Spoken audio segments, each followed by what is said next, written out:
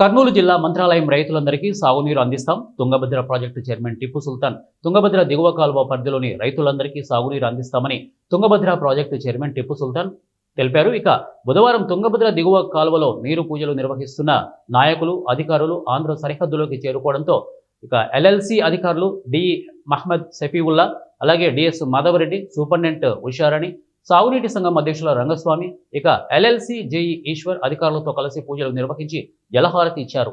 ఈ సందర్భంగా టిప్పు సుల్తాన్ మాట్లాడారు. చివరి ఆయకట్టు రైతులకు సాగునీరు అందించడమే కూటమి ప్రభుత్వ లక్ష్యమని వారన్నారు. ఇక తుంగభద్ర దిగువ కాలువనందు రైతులందరూ మంచి పంటలు పండించాలని కోరారు. రైతులు ఆర్థికంగా అభివృద్ధి చెందితే అన్ని రంగాలు అభివృద్ధి చెందుతాయని తెలిపారు. రైతులకు ప్రభుత్వ సహాయ సహకారాలు ఎల్లప్పుడూ ఉంటాయని అన్నారు. ఇక టీడీపీ నాయకులు మారేవ దొడ్డన్న గౌడ్, అలాగే కరి బసప్ప తదితరులు ఈ కార్యక్రమంలో పాల్గొన్నారు. జయమంగళం సాంబ జయ నమ పార్వతీపతి హర హర మహాదేవ శ్రీ గంగా మాతా కీ జయమంగళం జయ నమ పార్వతీపతి హర హర మహాదేవ.